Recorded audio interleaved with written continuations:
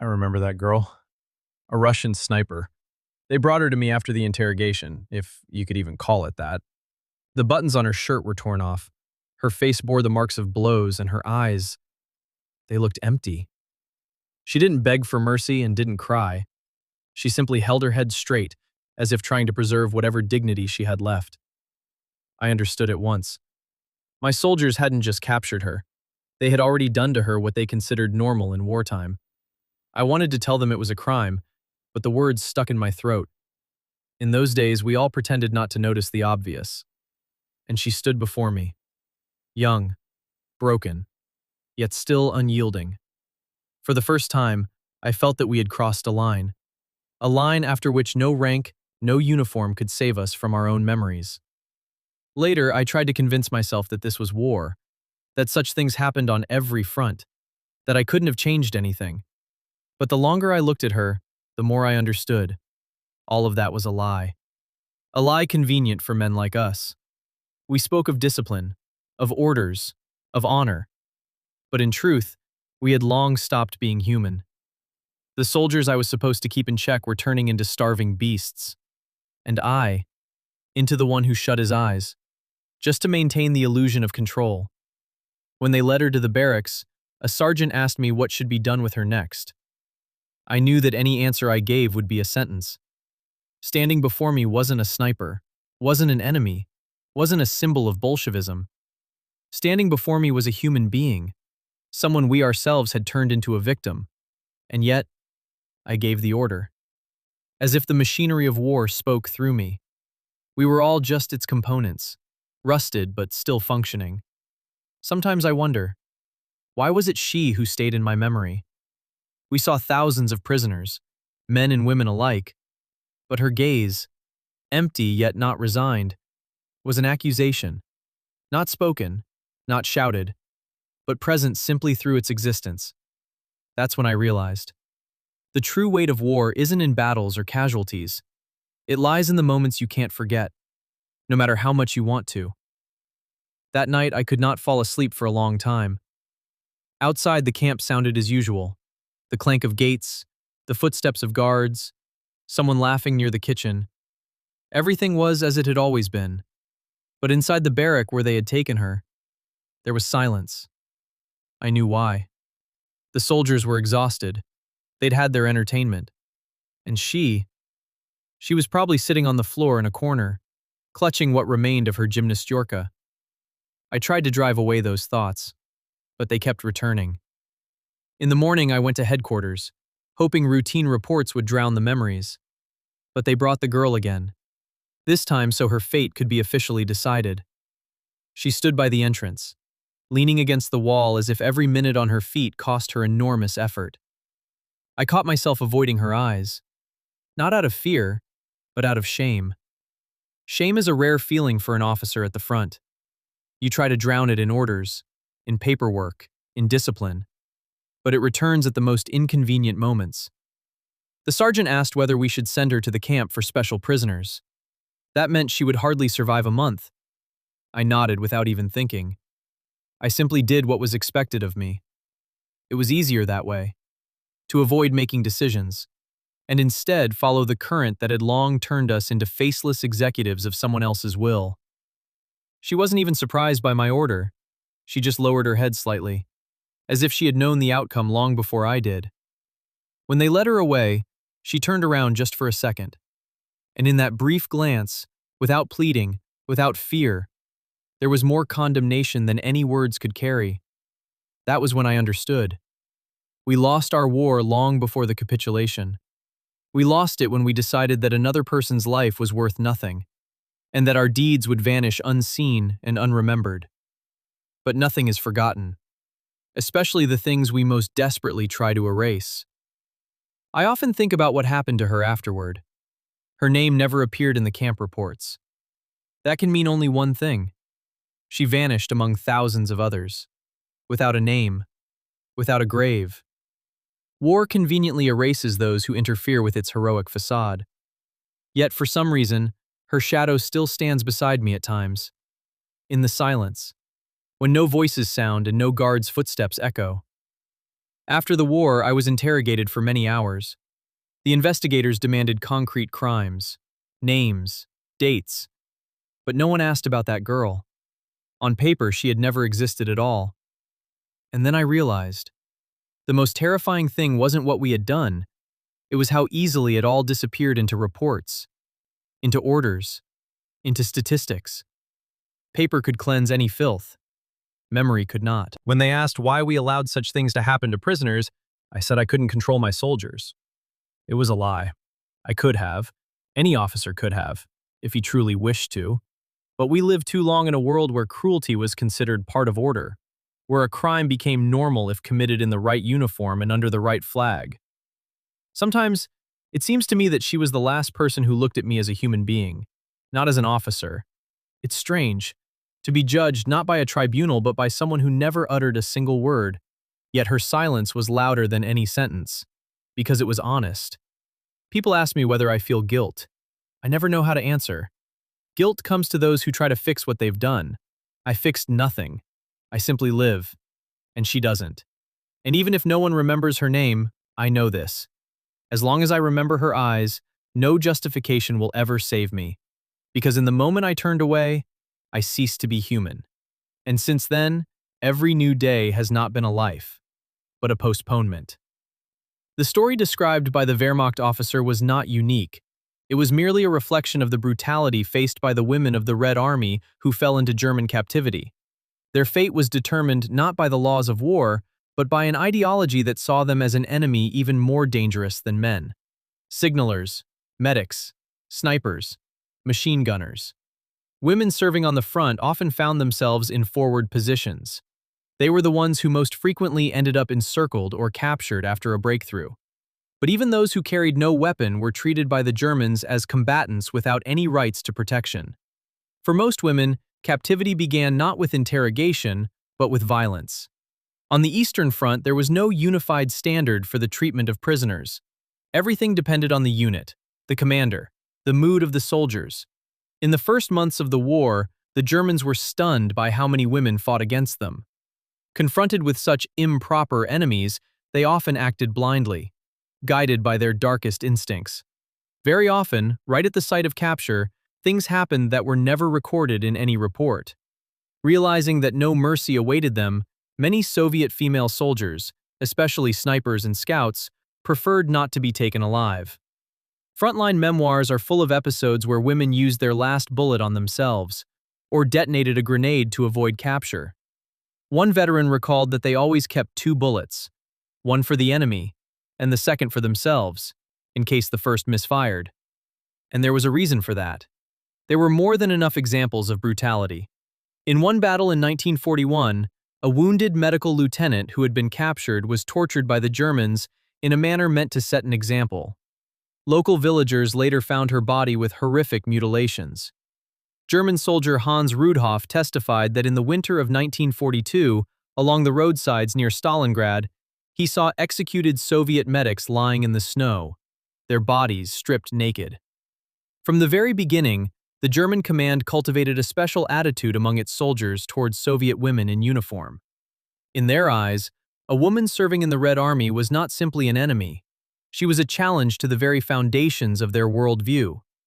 Nazi ideology classified Soviet female military personnel as inherently unworthy of life. There were both unofficial and explicit orders not to take women prisoner. One German private recalled that before deployment to the Eastern Front, they were told, "Shoot all girls captured in Red Army uniform." According to numerous testimonies, this order was carried out from the first days of the war until the very end. During the Nuremberg trials, a directive surfaced stating, "Show no mercy.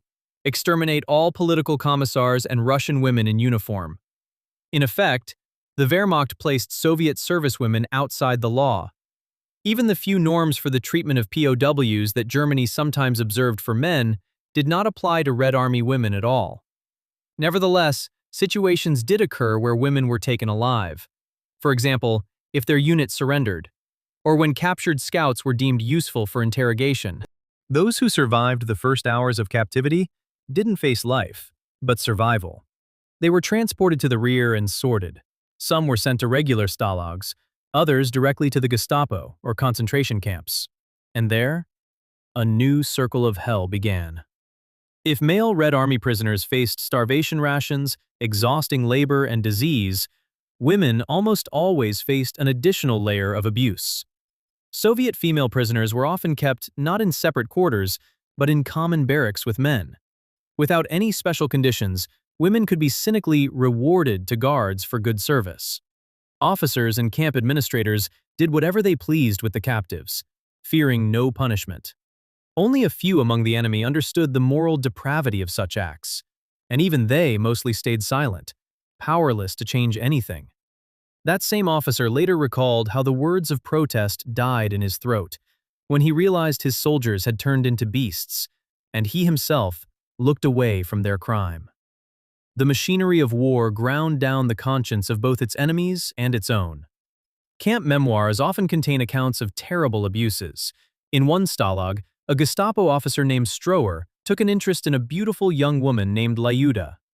She had been a military translator, intelligent and proud. When the commandant attempted to assault her, she fought back to the last. In the end, he shot her. Another example. In the camp at Kremenchug, a physician known as Dr. Orland gathered 50 captured frontline nurses, allegedly to examine them for disease. Afterwards, he selected the 3 youngest and most attractive and kept them for himself as servants. The others fared no better. German soldiers and officers visited them regularly, and very few managed to escape violence. Beyond such atrocities, captivity also crushed women with hunger, with unbearable labor, and with filth.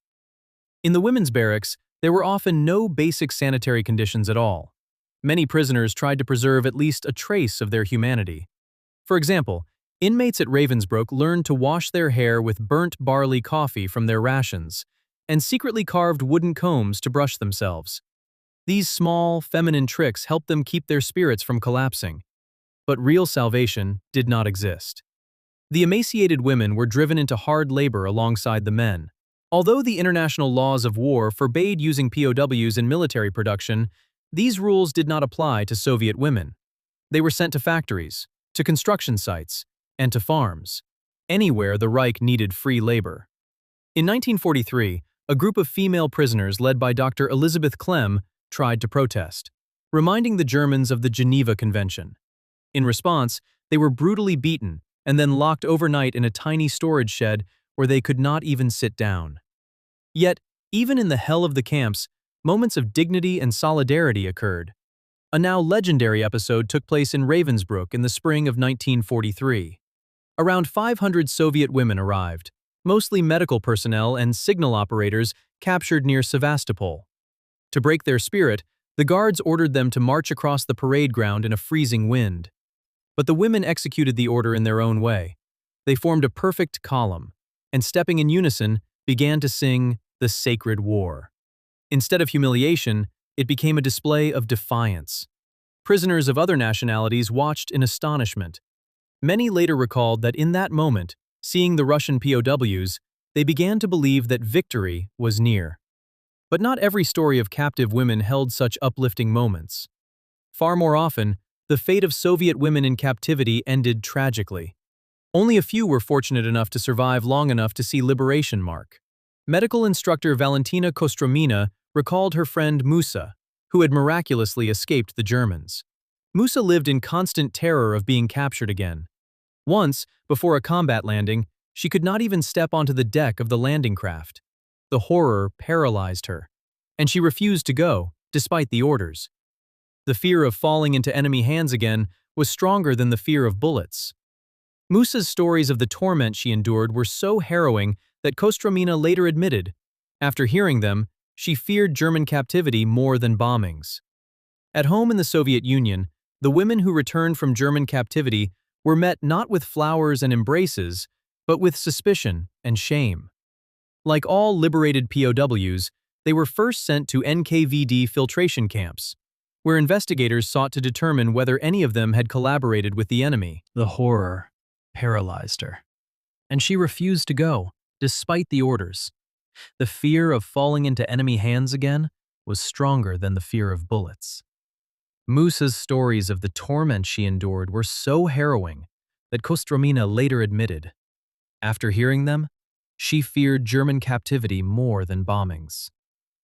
At home in the Soviet Union, the women who returned from German captivity were met not with flowers and embraces, but with suspicion and shame. Like all liberated POWs, they were first sent to NKVD filtration camps, where investigators sought to determine whether any of them had collaborated with the enemy. Many officers were biased against them, making no distinction between men and women. They viewed the very fact of being captured as near treason. In post-war society, attitudes toward returned female POWs were complicated. They were not held up as examples, nor spoken of publicly, and most of them chose silence themselves. Some out of shame, some out of pain, others from knowing that no one would truly understand. One military doctor wrote in a private letter, "Sometimes I regret surviving, because I carry this dark stain of captivity." Many simply do not know what that life was like, if it can be called life at all. Many cannot believe that we endured those hardships honorably and remained decent citizens of the Soviet state. In Soviet morality, a woman who had endured captivity and abuse was seen as somehow tainted. Many of those who returned hid their experiences even from their closest friends and family. They tried simply to start anew. Some found work, others married. Decades passed before the truth about the fate of these captive women began to emerge from the shadows. It was too inconvenient, too terrifying for official history. It tarnished the radiant image of the victors. For the women themselves, it ripped open deeply buried wounds. Only in recent years has the topic of women at war been addressed openly. Researchers now publish documents, and survivors, few as they are, speak while they still can. Even in the 1980s, the first books appeared in which Soviet female veterans dared to recount what they had endured. Their stories shook readers. Even those accustomed to the horrors of war had never known even half the truth. Now we understand. Among the victims of Nazism were also these women, the girls who went to the front to defend their homeland and became for the enemy targets of its darkest hatred. War is not only tank breakthroughs and Victory Day salutes, it is also thousands of shattered lives, long left unspoken. The German officer in our account tried to forget the captured sniper, but could not. Her empty and yet accusing gaze followed him to the end of his days. The world must never again look away from such crimes. Let the horror of those years serve as a warning, and the courage of these women as an inspiration. For they, too, were heroines of that war. Though their heroism was of another kind, not in the number of destroyed enemy vehicles, but in the strength of spirit with which they endured inhuman trials, while preserving their honor and humanity. They endured the unendurable, and kept their dignity where it seemed nothing human could survive. And as long as we remember this, there remains hope. Hope that such things will never happen again.